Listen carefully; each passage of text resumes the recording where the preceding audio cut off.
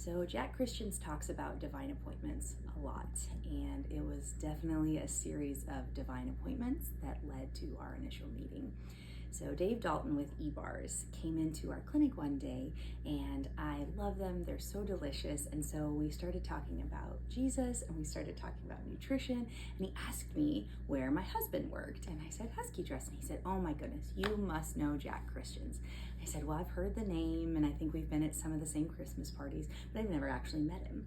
And I went about my business. Maybe a month or so passed, but I recognize looking back now that meeting there was to have that name be fresh in my mind, because a month later I saw Jack's name on the schedule, and I said, man, what are the chances that that's the same Jack Christians?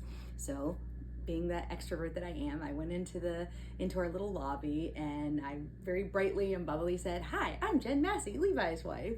And he thought that was the funniest thing. So as soon as he got back to work, he and my husband Levi called me, and he was teasing Levi a little bit, but it was a really fun meeting, a very energetic meeting. And he said, why don't we all go to lunch? And Levi had told me a little bit about Jack, and so I knew he was a very spiritual person, but didn't really know what to expect going into this lunch. We went to an O'Charlie's. I still remember it like it was yesterday. It was August 4th of 2021. And we were just, talking about the Lord, talking about work and all the things that come up. And then at the end, my husband had specifically told me, don't ask Jack about these spiritual lunches or about these divine appointments, because it's kind of on the down low, essentially. And I was like, okay, I won't. But at the end, I felt it bubbling up, and I leaned in and I said, so tell me about these spiritual appointments and these divine appointments. If you have lunch with somebody and you don't feel that you're getting a word from the Lord, what happens then? And he said, well, God's always in the room with us, but, sometimes I hear from the Lord and sometimes I don't. So I show up expectantly.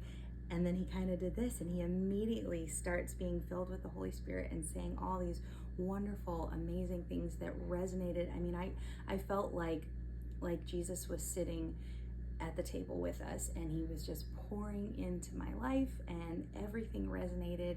And one of the things that he said was, you're going to start to see God everywhere. And this sounds like an exaggeration, but it is not. I feel like I had an eyeball transplant.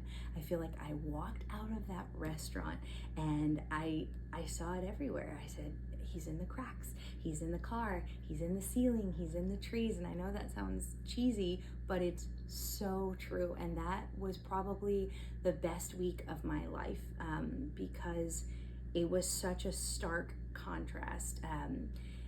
We've been doing a lot of decluttering and cleaning at my house, and I remember the difference between the week before that we had tried to clean our garage and the week after, and these little decisions that had felt like mountains. I was like, well, it's not that big of a deal. Get rid of it, don't get rid of it. It changed my focus from the little here and now things that I thought were so important to an eternity perspective. It was nothing short of life-changing. And it's Jack, but it's the Jesus that comes out of Jack.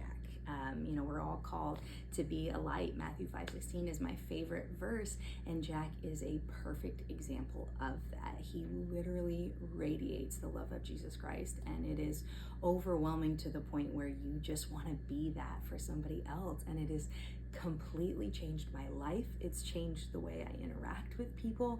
It's changed the way that I confidently share my faith. I started talking about God at work. I started praying over people, and that was not me. I mean, I loved God and I loved Jesus for a long time, but now having this complete, overwhelming desire to share his love with everyone else, and Jack was absolutely the catalyst for that happening, and I'm eternally grateful.